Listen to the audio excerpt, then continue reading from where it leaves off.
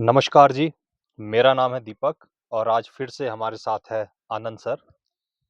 तो हम लोग आनंद सर की लाइफ स्टोरी पे एक सीरीज़ कवर कर रहे हैं और ये वीडियो उस सीरीज़ का 25th पार्ट है। तो पिछली वीडियो में हम लोगों ने डिस्कस करे थे सर का म्यूज़िक का अनुभव। इस वीडियो में हम म्यूज़िक के ही थोड़े इंटरेस्टिंग किस्सों को कवर करेंगे जो सर के साथ हुए। तो सर आप किस किस्से से चालू करना चाहेंगे? ये आप पे है।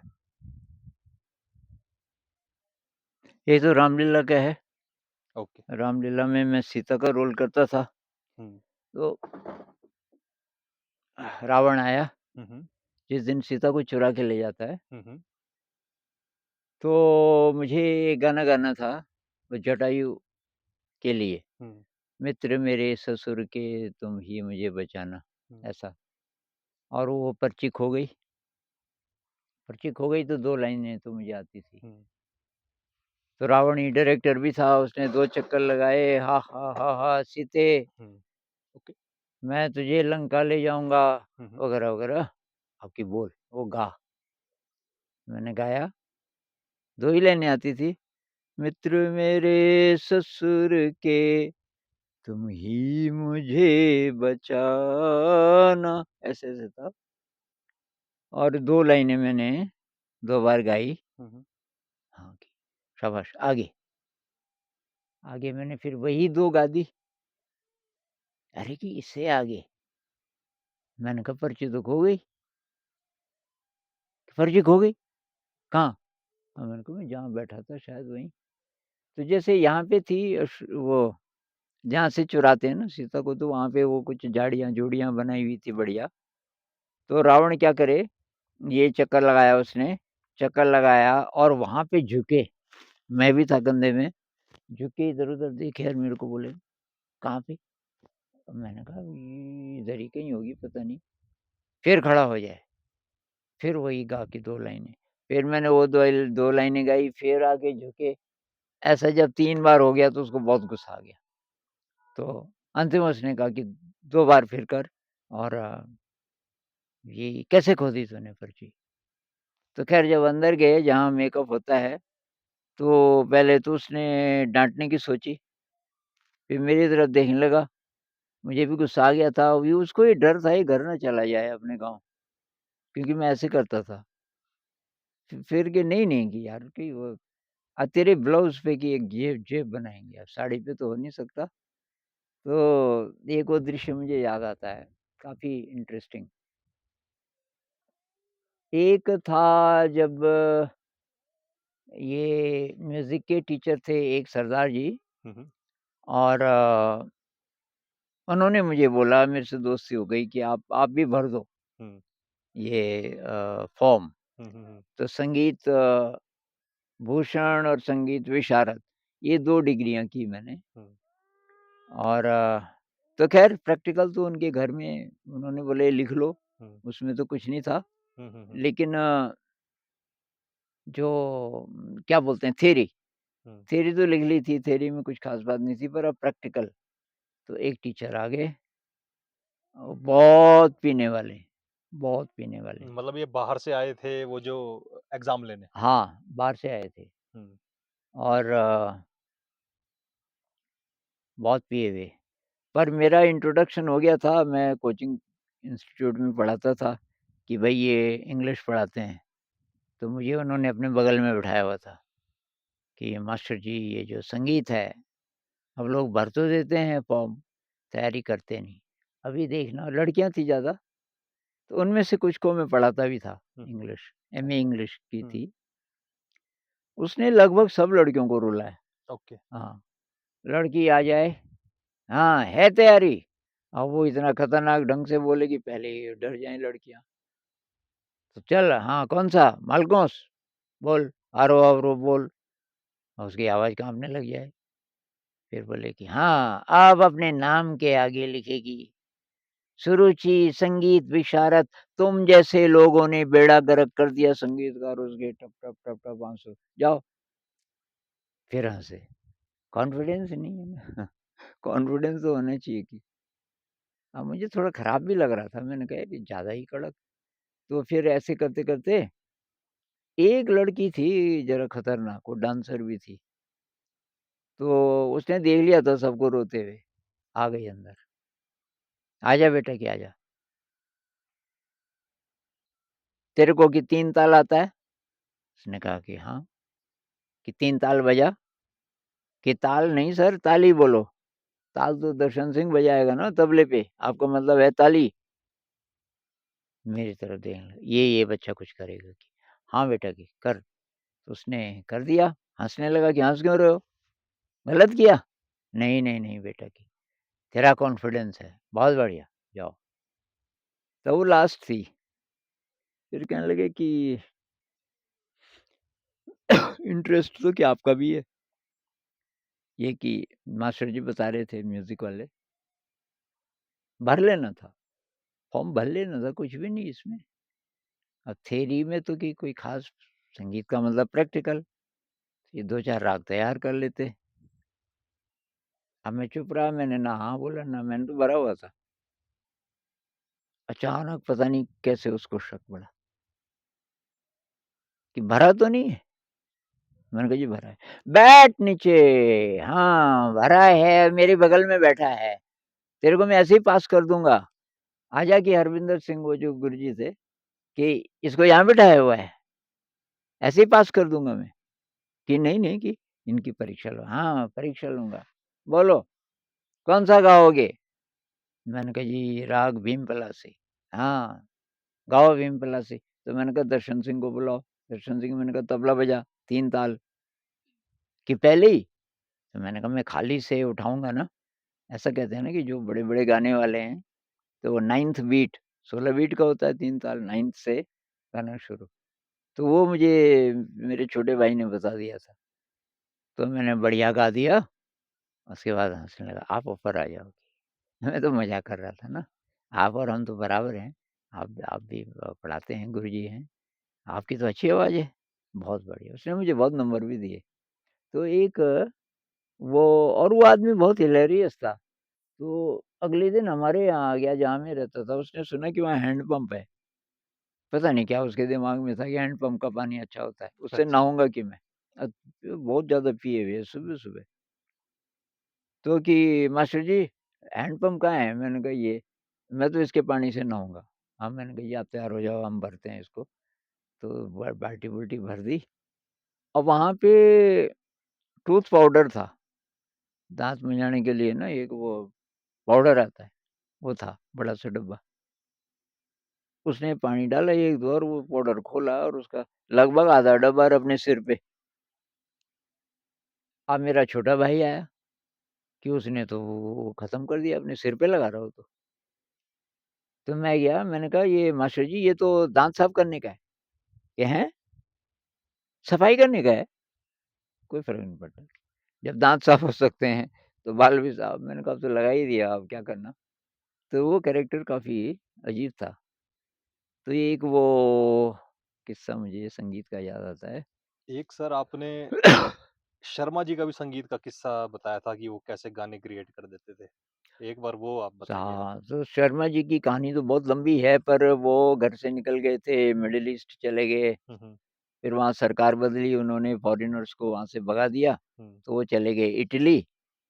इटली उनकी जॉब लग गई अ, किसी अच्छी कंपनी में और वहाँ की कोई गेट टुगेदर था और उनकी कंपनी के अलग-अलग जगह से लोग आए हुए थे और किसी ने बोला कि ये जो शर्मा जी हैं, इनको गाने का शौक है, तो उनको ये डिपार्टमेंट दिया गया हुँ। कि आप प्रेज़ेंट करोगे और आप खुद भी गाओगे। तो शर्मा जी मुझे बता रहे थे, उनको ये गाना बहुत पसंद था, वहाँ कौन है तेरा मुसाफ़िर जाएगा कहाँ? दम ले ले रे दम ले ले गाइड फ़िल्म में है ये, तो एसडी बर्मन ने गाया। तो वो क्या करे, इतना तो हिंदी में और फिर किसी दूसरी भाषा में, वहाँ कौन है तेरा गुस्ताइली तेरे पे तर गलग गलग गलग गरदरे गोरी गोरी गर वहाँ कौन अब ये पता नहीं कौन-सी भाषा में तो ऐसे बना रहा हूँ और बड़ी देर तक 15 मिनट, 20 मिनट तक लोगों को इतना मज़ा आए कि यार ये तो और भाषाएँ भी जानता है। अब तब आपस में डिबेट करें कि तुझे दूसरी भाषा समझ आई? एक तो हिंदी थी हुँ, और वो बोलेंगे ये भाषा मुझे आती ही नहीं है लेकिन ये है। ये भाषा है कहीं मिडल ईस्ट की है। मिडल ईस्ट वाले से पूछो, वो भी बोले है। ये मेरे को नहीं आती, पर ये है किसी देश की भाषा मैंने सुनी हुई है। अब जिससे पूछो ये ना बोले कि ये भाषा नहीं है और वो भाषा थी ही नहीं। वो उसी टाइम बनाता था। ये उसका बहुत शौक था। तो उसको मैंने कहा ऐसा करने का फ़ायदा क्या? आप तो अच्छा गाते हो, यही गाना। हाँ, अरे कि ये गाना तो लोग वैसे भी सुन लेंगे ना, रेडियो पे सुन लेंगे। हुँ, इसमें कि ड्रामा नहीं है कुछ। कि इस वर्ज़न में कहाँ सुनेंगे? हाँ, ड्रामा नहीं है। तो वो ड्रामा क्रिएट करने का शर्मा जी को बहुत ज़्यादा शौक था। तो एक वो था, एक मुझे संगीत से जुड़ा एक घटना याद आ रही है जब मैंने पहली बार किशोरी अमोनकर को सुना, उनका भूप राग। तो ये वीणा अलासे थी, जिनका ज़िक्र आया था पिछले किसी वीडियो में, शांति निकेतन में। उन्होंने मुझे अपना फ्लैट दिया हुआ था। वो कभी-कभी आती थी, हफ़्ते में 1 आध बार, तो बाकी मैं ही रहता था। अब वो मुझे कलकत्ता ले गई और वहाँ एक संगीत वाला वो 24 घंटे वो जॉब-जॉब कुछ नहीं करता था। उसकी बीवी थी स्कूल टीचर, तो घर सब वही देखती थी, बच्चा भी था नहीं। तो वो सारा काम घर का करे, खाना बनाए, कपड़े-कुपड़े सब धोए, ये करे, वो करे, बाकी टाइम म्यूज़िक सुने, गाने को वगैरह का नहीं था। तो उस रात वो शांति निकेतन में था, मृणाला सेनी थी, वो और मैं, उसने मुझे काफ़ी चीज़ें सुनाई। अब रात करीब 12:30 बज गए होंगे कि कॉफ़ी पियोगे? तो मैंने कहा हाँ, पी लेते हैं। उसके बाद की किशोरी अमोनकर, तो मेरा ख़ास उत्साह नहीं था, मैंने कहा पता नहीं कौन है किशोरी अमोनकर? अच्छा चाँदनी रात थी, चाँदनी रात थी शायद फुल मून था और ये डॉक्टर लाला, पुशू दीदी, उनके आउट हाउस में थे हम। तो उनकी मेन बिल्डिंग और उसके चारों तरफ बहुत शानदार गार्डन, काफ़ी बड़ा और उसमें चाँदनी और हमने तो सारी लाइट्स ऑफ की हुई थी। फिर उसने ये राग भूप शुरू किया, किशोरी अमोनकर का। क्या आवाज़ उसकी, फुल वॉल्यूम पे और वहाँ कोई आस-पास दूसरा घर था नहीं। डॉक्टर लाला पुशु दीदी वो तो काफ़ी दूर वहाँ से 25-30 मीटर की दूरी पे वो बिल्डिंग शुरू होती थी। वो तो उठने वाले थे नहीं वैसे भी। वो मुझे रात याद आती है, वो चाँदनी रात और चाँद की रोशनी छन-छन के आ रही है हुँ, झाड़ियों में से वृक्षों में से और उसकी आवाज़, सहेला रे आ मिल गाएँ। किशोरी मुनकर ने ये उसकी बंदिश थी, सहेला रे आ मिल गाएँ। अ, सप्त सुरन के राग सुनाएँ और कमाल का, एक वो मुझे हमेशा याद आता है। और कुछ आपके किस्से थे वो इंग्लिश सॉन्ग्स गाने वाले? हाँ, हाँ, एक बार क्रिसमस कैरल कोई तैयार कर रही थी एक लेडी वहाँ ऋषि वैली में, ओके, उसमें मैंने भाग लिया था। तो उसमें वो मुझे बहुत आश्चर्य हुआ कि 4 ट्यून्स हैं, लाइन वही है, उसको 4 लोग 4 अलग-अलग दल और उनका नाम भी होता है कि ये बेस है, सोप्रानो है, पता नहीं क्या। ओके। तो अलग-अलग ट्यून में है पर सब एक साथ, तो काफ़ी वो हार्मनी वाला प्रिंसिपल होगा। तो उसने मेरा टेस्ट लिया कि, "तू ये गा तो ज़रा।" साइलेंट नाइट, होली नाइट ऐसे-ऐसे एक गाना है। तो मैंने ऐसे ही गाया हाँ, कि थोड़ा-सा आपको और, थोड़ा-सा और। तो मैंने कहा यार ये चाहती क्या है? आवाज़ तो मेरी ठीक थी। हुँ, तो मैंने कहीं से क्रिसमस कैरल शायद कोई कैसेट-कुसेट पता की, मैंने कहा ये कैसे गा रहे हैं? तो मैंने देखा कि उसमें ये गमक ज़्यादा है, वाइब्रेशन। तो मैंने थोड़ा प्रैक्टिस की और मैं गाते-गाते आया। उसको नहीं बोला, उसी के हॉस्टल में रहती थी वो। साइलेंट नाइट, होली नाइट और वो भागे-भागे आए, "ये तू गा रहा है?" मैंने कहा, "हाँ।" तो पहले तो गाया ही नहीं ऐसे। मैंने कहा, "हर टाइम क्यों गाना है?" हाँ, कि ये है कि ऐसा अच्छा तू मेरा बेवकूफ़ बना रहा था। तब उसने मुझे शामिल किया और वो तब रात को हमने बहुत सारे गाने थे, 6-7 गाने सीखे और सारा ऋषि वैली में कैंडल लाइट के साथ चक्कर लगाया। एक मुझे वो याद आता है, बहुत बढ़िया। तो मुख्य-मुख्य तो यही हैं और भी होंगे छोटे-मोटे बहुत सारे। फिर एक वो था सर वो जो टीम बिल्डिंग पे आईएएस ऑफिसर्स हाँ, का, हाँ, हाँ, वो हाँ। मतलब उसमें सीखने वाली चीज़ें हैं, तो उसमें वो आप उसमें शेयर हमने करिए। एक नई चीज़ की, हुँ, तो हमारे एक ग्रुप बन गया था, सारे फक्कड़ टाइप के लोग थे और उसमें एक दोस्त मेरा पपेटियर भी था हुँ, और हमको किसी ने बुलाया कोई आईएएस ऑफिसर्स को बुला के और उनको ये बता रहे थे कि टीम बिल्डिंग क्या चीज़ है, कैसे होना चाहिए। आईएएस ऑफिसर थे सारे। तो तब मैं था, मेरे दोस्त थे, ये पपेट वाले। एक साउथ इंडियन डांसर था हमारे साथ कुछ दिनों के लिए। तो अब तब तक मैं अपनी रचनाएँ तो करता नहीं था। हुँ, ये हुँ, बात 2000 या उससे पहले की है। हुँ, तो मुझे निराला जी की ये पोएम बहुत पसंद थी, बादल राग। झूम झूम मृदु गरज गरज घनघोर। तो मेरा दोस्त आ गया कि वो बोल रहे हैं कि ऐसे-ऐसे करो, क्या करें? ख़ैर मैंने कहा यार टीम बिल्डिंग है ना, तो टीम बिल्डिंग में जो जितने लोग लोगों की टीम है, उनकी अंडरस्टैंडिंग कैसी है? मैंने कहा ये थीम होगा, इस पे आप बोलना कि थोड़ा मैं बोलूँगा, थोड़ा आप बोलेंगे। मैंने कहा हाँ, पर पहले हम ये करेंगे, मैं गाऊँगा और आप ढोलकी बजाना, ज़रा खतरनाक और ढोलकी बहुत कमाल की बजाता था और मैंने कहा ये डांस करेगा। तो मैंने कहा तो डांस कैसे करेगा? उसको मार्शल आर्ट भी आता था। उसने कहा मुझे फर्श चाहिए काफ़ी बड़ा, चौड़ाई में भी, कम से कम 10 फीट। हमने भाई भाई इतना है स्पेस? उसने कहा बहुत बड़ा हॉल है, सबको किनारे-किनारे बिठा देंगे, बीच में खाली कर देंगे। तो उस दिन अरेंजमेंट ही अलग था बैठने का। इन्होंने कहा यार ये कौन लोग आए? तो हम आ गए। जब सब लोग बैठ गए हमने कहा भई अब हम अपनी बात बोल के नहीं बोलेंगे, बाद में बोलेंगे और बहुत ध्यान से देखो भी और सुनो भी। और हमने शुरू कर दिया। एक बार शायद खाली बोल के, दूसरी बार गा के। झूम झूम मृदु गरज गरज घनघोर, राग अमर अंबर में भरन जुरोर। और वो डांस हो रहा उसका खतरनाक और वो किसी-किसी को लग रहा है कि ये पता नहीं मेरे पे ना आ जाए, मेरे पे लात ना मार दे, अच्छा वो क्योंकि उसके मार्शल कहीं आर्ट्स वगैरह। पैर और कहीं मार्शल आर्ट वाला था। झर झर झर निर झर गिरि सर में, घर मरु तरु मर मर सागर में, सरित तड़ित गति चकित पवन में, मन में विजन गहन कानन में। तो इसकी पहली कड़ी, उसको हम स्कूल में भी गाते हैं। तो एक बार ऐसे बोल के, एक बार गा के, कुल मिला के हमारा 15 मिनट का हुआ होगा। तब हमने पूछना शुरू किया, भई ये जो तुमने देखा, सुना, इसके बारे में कुछ बोलो।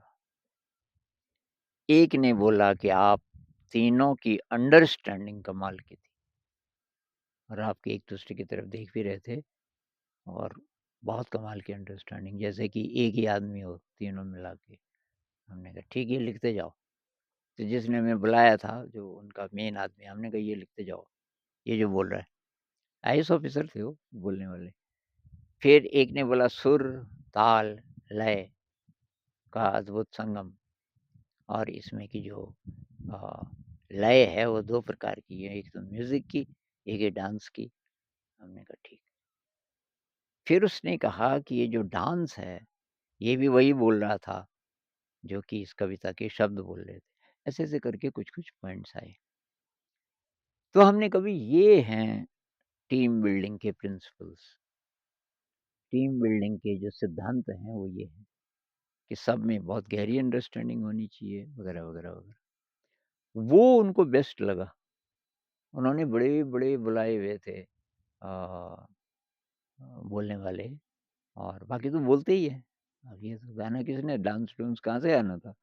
तो उन्होंने कहा कि उससे हम जो सीखे, उससे जो मैसेज मिला, वो बहुत गहरा था।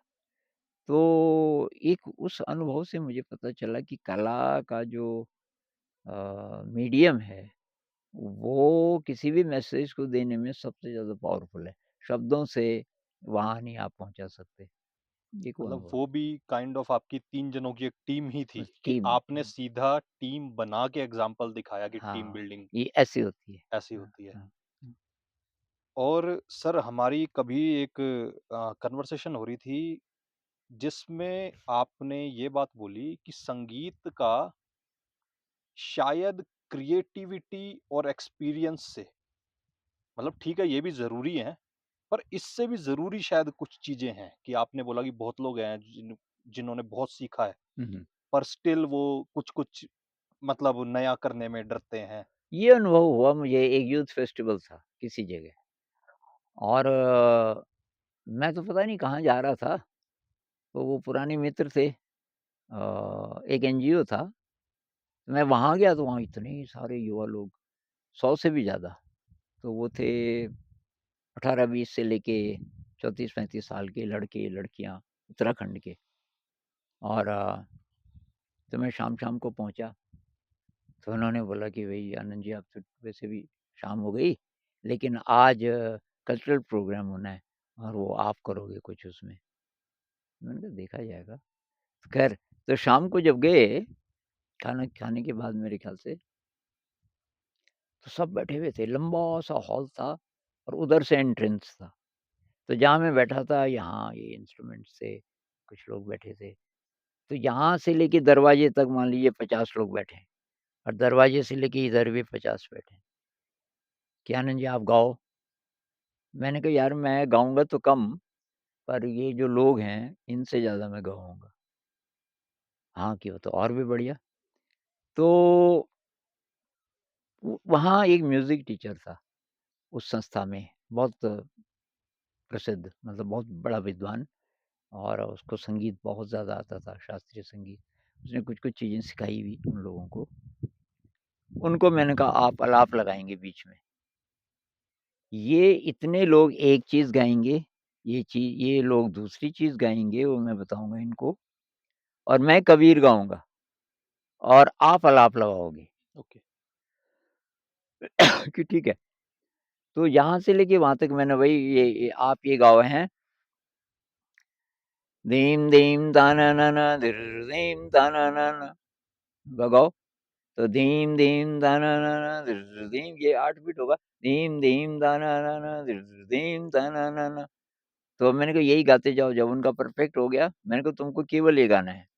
और जो दूसरा है मैंने कहा आप ये गाओ, ताना ना दीम ताना ना, ताना दे रे ना, ताना ना दीम ताना ना, ताना दे रे ना। तो उनको भी प्रैक्टिस करवाई। मैंने कहा ठीक हो गया। अब मैंने कहा एक बार तुम गाओ, दूसरी बार तुम गाओ, उसकी लंबाई तो 8 हुँ, ही हुँ, बीट थी। तो एक बार ये गाएँ, एक बार ये गाएँ। अब मैंने कहा लगातार, हुँ, ऐसे करते-करते मतलब वो एकदम जैसे कि लीन हो गए। हुँ, 50 लोग एक लाइन गा रहे, 50 लोग दूसरी लाइन गा रहे। उसके बाद मैंने कबीर शुरू कर दिया, तो अब मैंने कहा डिस्ट्रैक्ट नहीं हो, मैंने पहले बोल दिया था। हुँ, मैं जो गाऊँगा और ये म्यूज़िक टीचर जो आलाप लगाएँगे, उससे आप डिस्ट्रैक्ट नहीं होना, आप वही करते जाना। हुँ, तो मैंने कबीर गाना शुरू कर दिया। रे रे रे रे रे डी री रे माटी कहे कुम्हार ऐसे लंबा करके। हुँ, हुँ, अब मैंने एक दोहा गाया, दूसरा गाया, अब मैंने कहा लो अलाप लगाओ, वो अलाप ही ना लगाए। ऐसे ही करते-करते 45 मिनट हो गए। 45 मिनट तक वो तो गा ठीक गा रहे थे। मैंने आधे टाइम तक तो कबीर गाया, फिर मैंने देखा ये तो अलाप मैंने कहा अलाप, मैंने कहा ये तो ना बोल रहा है, तो मैंने ही तब अलाप भी लगाने शुरू कर दिए। ख़ैर बहुत बढ़िया रहा, पर मैंने वो म्यूज़िक टीचर को पूछा बाद में, मैंने कहा आपने अलाप क्यों नहीं लगाया? आनंद जी तैयारी नहीं थी ना की। अच्छा। अरे मैंने कहा तैयारी काहे की, मेरी कौन-सी तैयारी थी? ये तो यहीं हुआ सब। नहीं, नहीं ये कैसे हो सकता है? वो जो आप उनसे गवा रहे थे, अरे मैंने कहा तो उसी टाइम बना, 8 बीट का, कौन-सी मुश्किल बात है? नहीं कि सॉरी कि मैं तो बिना प्रैक्टिस के नहीं हो सकता। उस दिन मुझे पता चला कि क्रिएटिविटी कोई और चीज़ है और ये जो ज्ञान है कि भई आपको कितने राग आते हैं, उनके ग्रामर वगैरह-वगैरह, ये और चीज़ है। तो इन अनुभवों से शायद मुझे ये हिम्मत मिली कि जो भी ट्यून आ रही है और उसमें सरगम भी आ रहा है, उसको आने दो।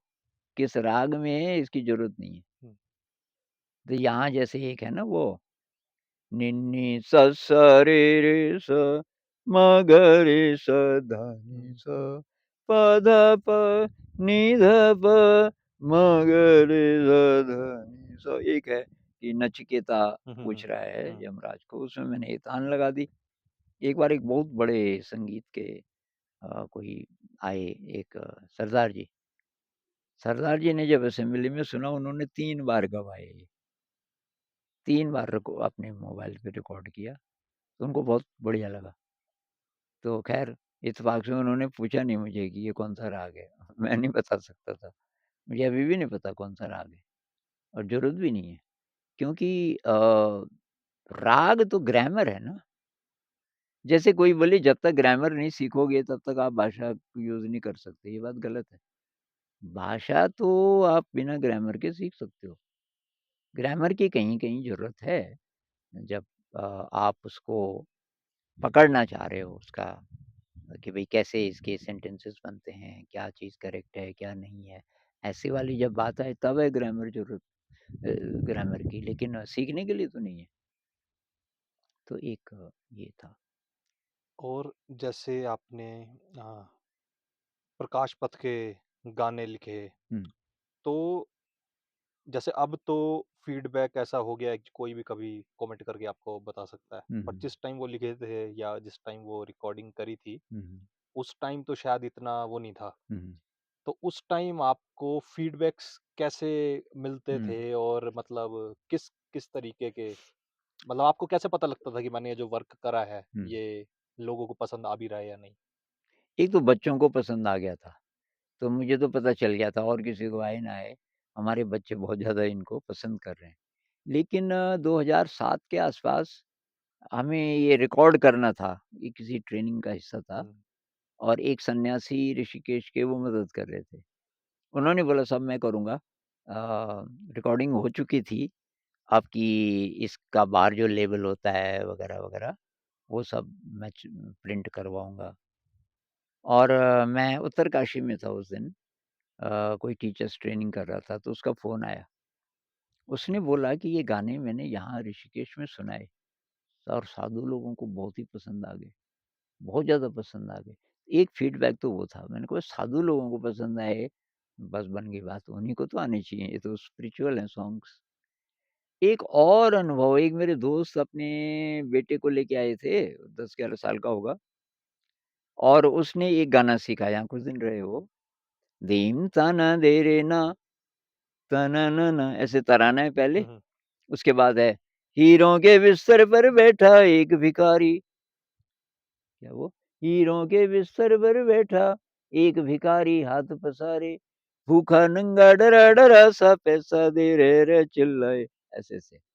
ये उसने शिवानंद आश्रम में कि किस आश्रम में सुना दिया, ऋषिकेश, और उसको काफ़ी इनाम मिल गया। तो मेरे दोस्त ने बोला कि इसने वहाँ सुना है, जबकि उसकी आवाज़ अब पता नहीं कैसा गाया हुँ, होगा हुँ, हुँ। उसने, क्योंकि मुश्किल गाना है। पर जो उसके शब्द थे, लिरिक्स पर जी। शब्द के कारण उन लोगों ने बोला कि यार ये तो गाना कमाल का है। तो मुझे पता चल गया कि ये अच्छे गाने हैं, और इनका जो मीनिंग के हिसाब से, ट्यून के हिसाब से तो अच्छे थे ही, बच्चों को पसंद आ ही गए थे। लेकिन इसका जो मीनिंग है, जो सोच के मैंने लिखा था, तो वो जब साधु लोगों को पसंद आ रहा है, तो बस। तो सर, मुझे लगता है आज की इस वीडियो में हुँ, हम इतना ही रखते हैं हुँ, और मुझे बहुत अच्छा लगा हुँ, ये सारे अनुभव जान के, हुँ, और मैं आशा करता हूँ कि देखने वालों को भी उतना हुँ, ही अच्छा लगेगा। तो थैंक यू सर हुँ। इस वीडियो के लिए।